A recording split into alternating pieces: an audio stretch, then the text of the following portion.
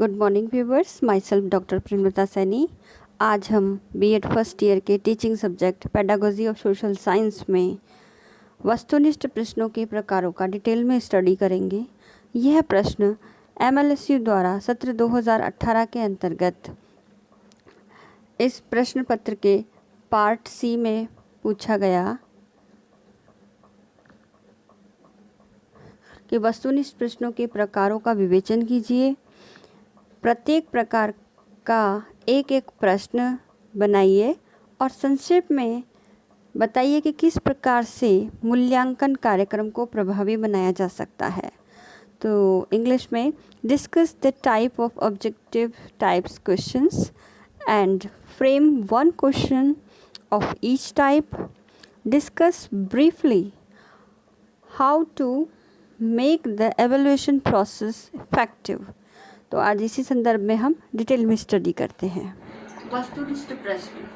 वस्तुनिष्ठ प्रश्न निबंधात्मक परीक्षाओं के दोषों को दूर करने के लिए वस्तुनिष्ठ प्रश्नों का उपयोग वर्तमान समय में अधिकतर कंपटीशन एग्जाम में किया जा रहा है। वस्तुनिष्ठ प्रश्न छोटे होते हैं, साथ ही इन्हें बनाना भी आसान होता है और संपूर्ण पाठ्यक्रम के अंतर्गत संपूर्ण विषय वस्तु को हम छोटे छोटे प्रश्नों के रूप में पूछ सकते हैं। वस्तुनिष्ठ प्रश्न इसलिए भी इम्पोर्टेंट है क्योंकि इनकी एक निश्चित विधि होती है मूल्यांकन की।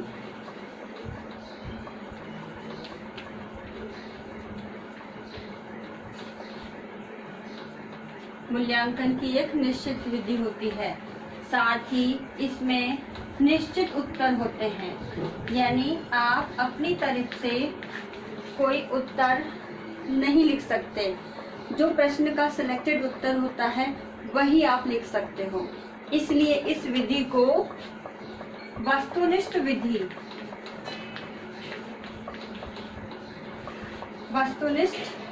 कहा जाता है। इस प्रकार ये आधुनिक युग की देन है। वर्तमान समय में जितने भी एग्जाम्स हो रहे हैं वह इसी विधि के द्वारा ही कंपटीशन एग्जाम लिए जा रहे हैं, चाहे वो मैनुअल रूप में स्टूडेंट उपस्थित होकर दे या कंप्यूटर पे कंप्यूटर सहायक अनुदेशन के माध्यम से हर एक टेक्स्ट जो मटेरियल तैयार होता है एग्जामिनेशन का उसके अनुसार कंपटीशन एग्जाम में इस प्रकार से वस्तुनिष्ठ तरीके से ही क्वेश्चन पूछे जाते हैं, जिसमें पर्टिकुलर एक सिलेक्टेड उत्तर होता है और व्यक्ति को वही उत्तर लिखना होता है, अन्यथा उसके मार्क्स कट जाते हैं या कभी कभी कुछ कंपटीशन एग्जाम में ऋणात्मक अंकन भी किया जाता है। तो इस प्रकार ये विधि व्यक्तिनिष्ठ नहीं अपितु वस्तुनिष्ठ विधि है। वस्तुनिष्ठ प्रश्न दो प्रकार के होते हैं। पहला प्रत्यय स्मरण, जिसे इंग्लिश में रिकॉल भी कहते हैं, और दूसरा इसमें प्रत्यभिज्ञान।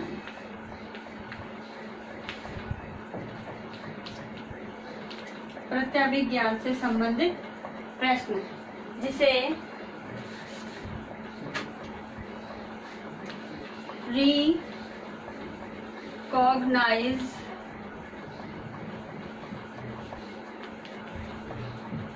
रिकॉग्नाइजेशन से संबंधित प्रश्न भी पूछे जाते हैं।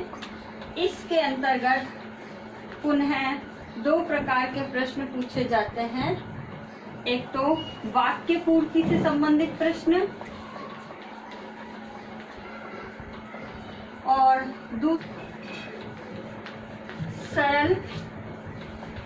दूसरा सरल प्रत्यय स्मरण से संबंधित प्रश्न। तो इस प्रकार से रिकॉल में दो प्रकार से प्रश्न पूछे जाते हैं, वाक्य पूर्ति के जिसे हम रिक्त स्थान कहते हैं और दूसरा सरल प्रत्यय स्मरण। प्रत्यभिज्ञान से संबंधित प्रश्न ये कई प्रकार के प्रश्न होते हैं, जिसमें ऑब्जेक्टिव टाइप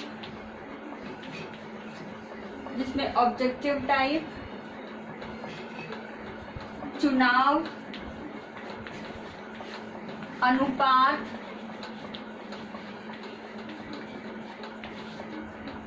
मिलान आदि से संबंधित हम प्रश्न वस्तुनिष्ठ प्रश्नों के अंतर्गत पूछ सकते हैं। तो अब हम इनकी प्रश्नानुसार डिटेल में स्टडी कर। वस्तुनिष्ठ प्रश्न में प्रकार में पहला है सरल प्रत्यास्मरण।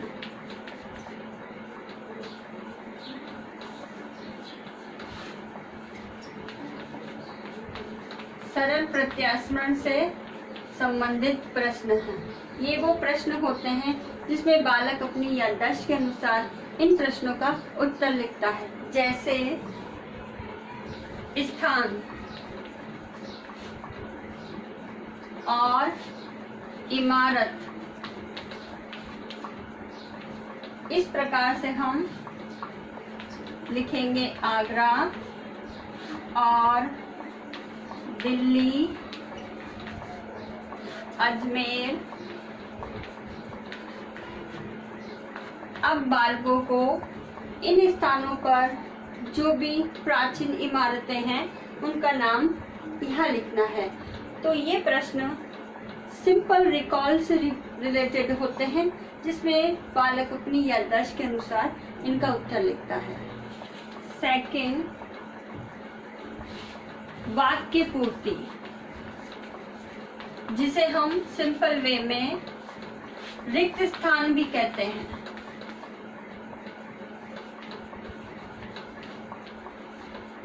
रिक्त स्थान भी कहते हैं।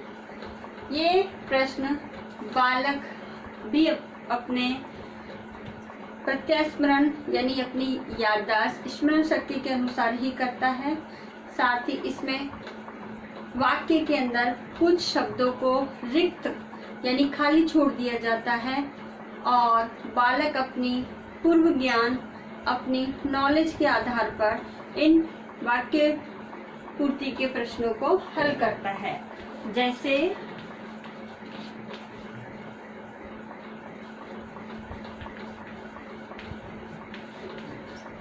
अजमेर में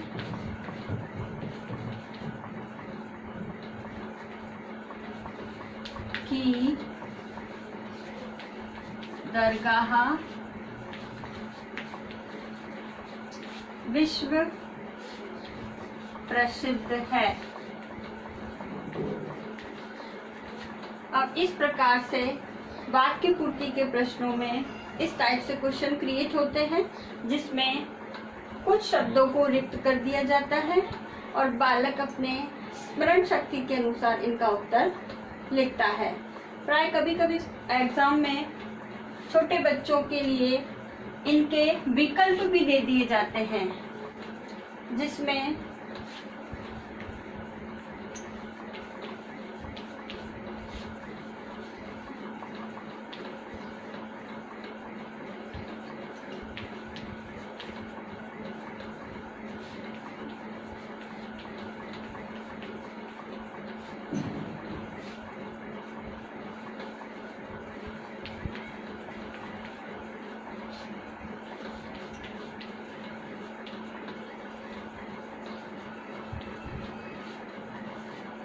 इस प्रकार से कभी कभी बहुविकल्पात्मक प्रश्नों में वाक्य पूर्ति के संदर्भ में इस प्रकार कभी कभी वस्तुनिष्ठ प्रश्नों में वाक्य पूर्ति के अंतर्गत विकल्प के रूप में उत्तर भी उल्लेखित होते हैं, जिसमें से चयन करके बालक को सुटेबल वर्ड इसमें लिखना होता है। तीसरा, वर्गीकृत प्रश्न।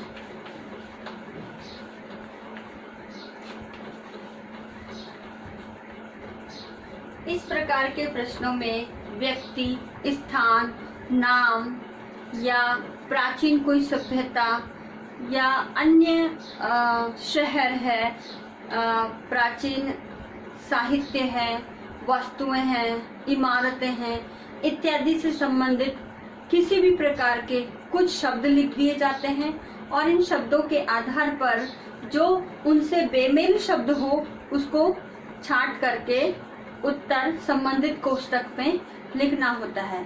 इस प्रकार के प्रश्नों में जैसे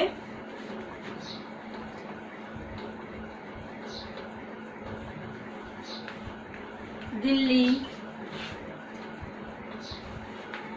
आगरा,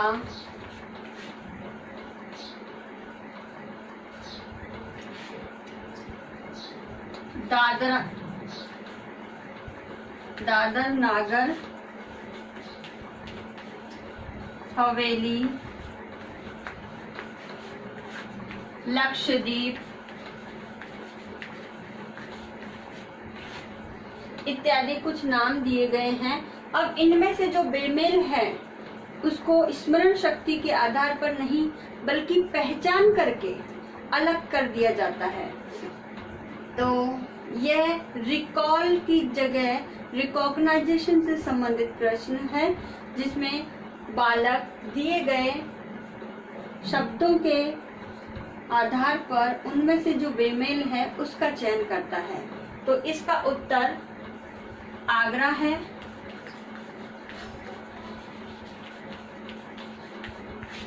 क्योंकि ये सभी हमारी केंद्र शासित प्रदेश हैं जो हमारे देश के हैं, और आगरा केंद्र शासित प्रदेश नहीं है।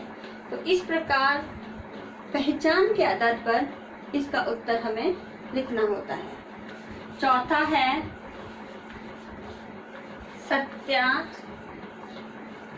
सत्यार्थ के आधार पर प्रश्न।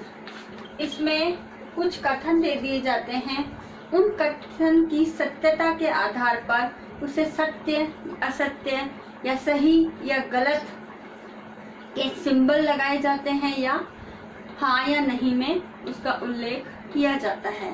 तो इसके एग्जाम्पल है जैसे दिल्ली भारत देश की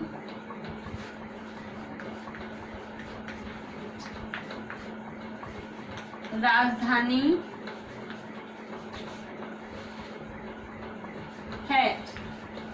अब संबंधित कोष्टक में यस या नो पर से रिलेटेड हमें इसका उत्तर लिखना है। जो सही उत्तरों के आधार पर यस होगा या हाँ में हम इसका उत्तर लिख सकते हैं। तो इस प्रकार से सत्य असत्य से संबंधित इस प्रकार के प्रश्न पूछे जाते हैं। पांचवा है बहु विकल्पात्मक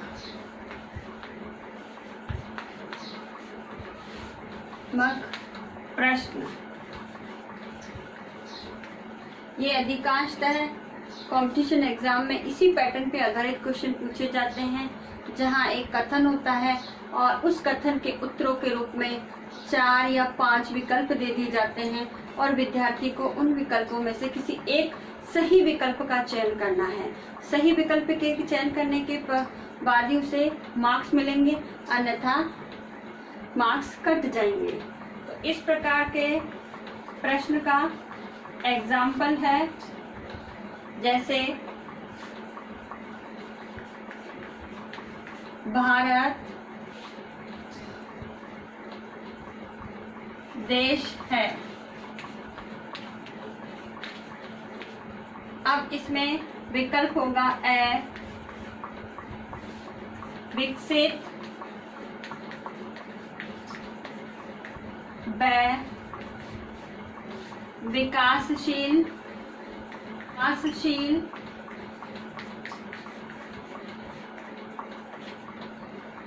से उपरोक्त दोनों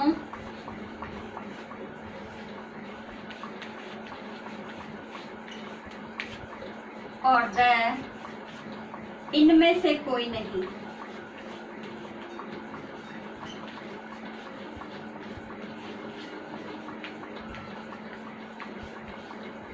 इनमें से कोई नहीं। अब इन विकल्पों के आधार पर हमें सही उत्तर का चयन करना है, जो इस प्रकार है। तो जब इस टाइप के प्रश्न हो वो बहुविकल्पात्मक प्रश्न वस्तुनिष्ठ प्रश्न के प्रकार के अंतर्गत आते हैं। नेक्स्ट है समरूप प्रश्न। समरूप प्रश्न में 2 कॉलम के अंदर हम विभिन्न प्रकार के शब्दों को 2 कॉलम के अंदर संयोजित करते हैं और उन 2 कॉलम के सामने अगर ठीक प्रश्न का उत्तर अगर सामने लिखा हुआ है तभी वह सही होता है, अन्यथा जिस कॉलम के रो के अंदर सामने गलत उत्तर लिखा होता है उसी से संबंधित प्रश्न इसमें पूछे जाते हैं। इसमें 2 कॉलम दे दिए जाते हैं, एक कॉलम में प्रश्न होते हैं, दूसरे कॉलम में उसके उत्तर लिख दिए जाते हैं और जो उसमें से सही होता है वह पूछा जा सकता है या उनमें से जो गलत होता है वह भी पूछा जा सकता है। इस प्रकार के प्रश्न में किसी भी व्यक्ति, शब्दों, सिद्धांतों, विधियों इत्यादि से संबंधित प्रश्न पूछे जा सकते हैं। 7th है अनुपात प्रश्न।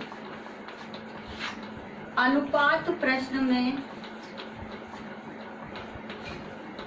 अनुपात के रूप में प्रश्न उत्तर, डबल अनुपात प्रश्न उत्तर, इस तरह से कुछ प्रश्न क्रिएट किए जाते हैं जिसमें से सही प्रश्न के सामने सही उत्तर का पद रिक्त कर दिया जाता है। जैसे इकाई योजना, अनुपात, मॉरिसन, डबल अनुपात, दैनिक पाठ योजना,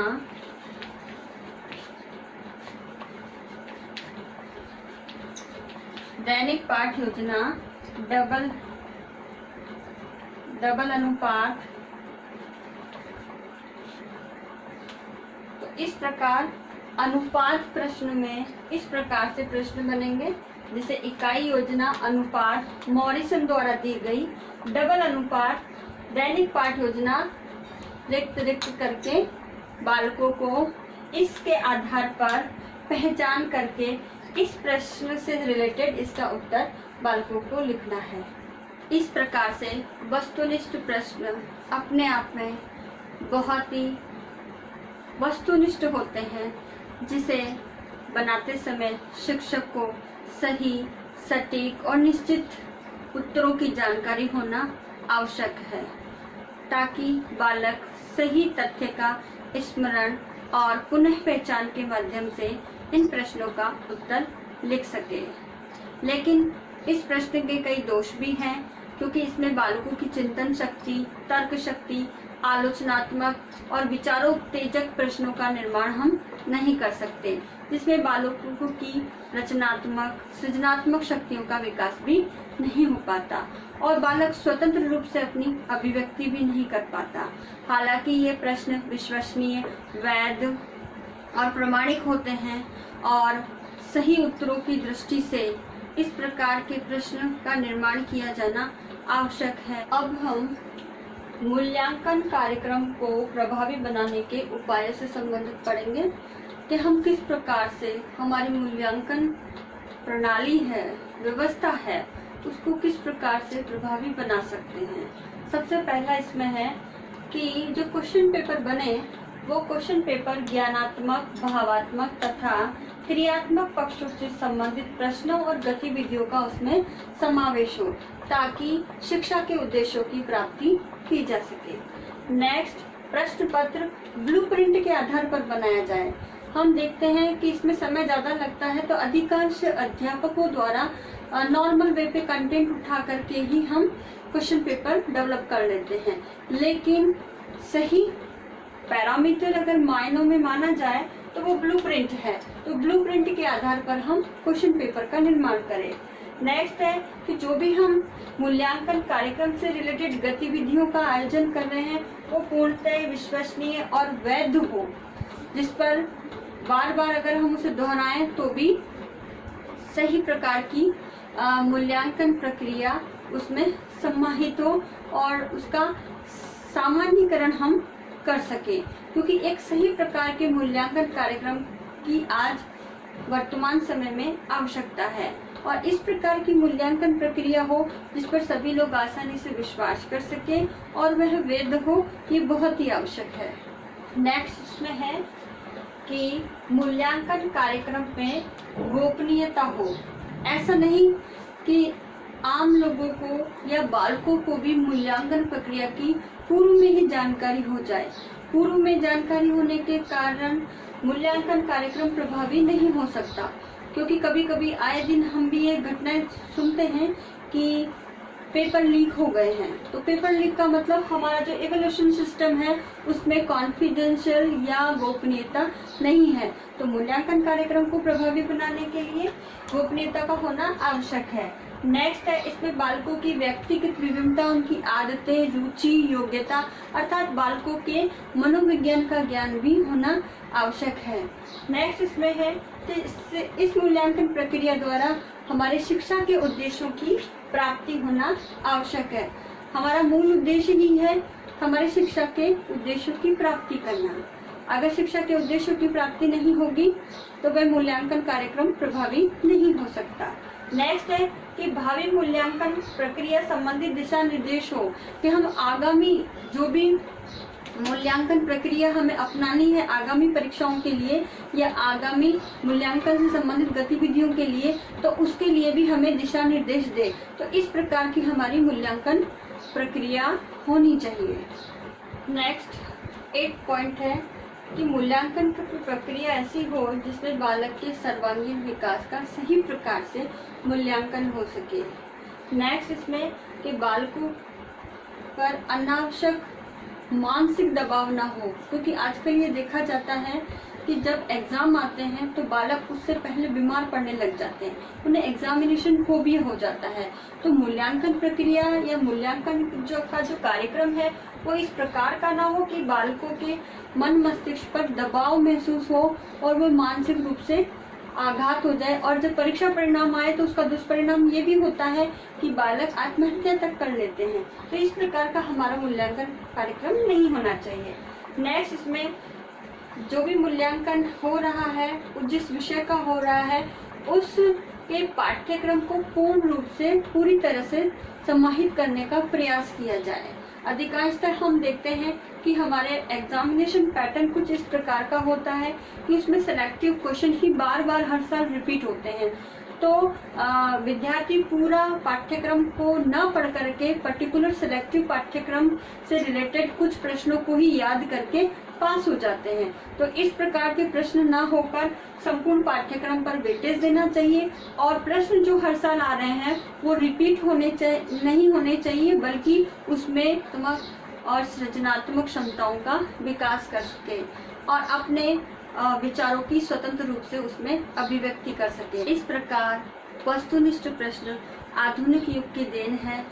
वस्तुनिष्ठ प्रश्नों में व्यवहारिकता, विश्वसनीयता और वैधता जैसे इम्पोर्टेंट गुण उसमें पाए जाते हैं, और संपूर्ण पाठ्यक्रम का वस्तुनिष्ठ तरीके से मूल्यांकन करने के लिए वस्तुनिष्ठ प्रश्न बहुत ही उपयोगी है।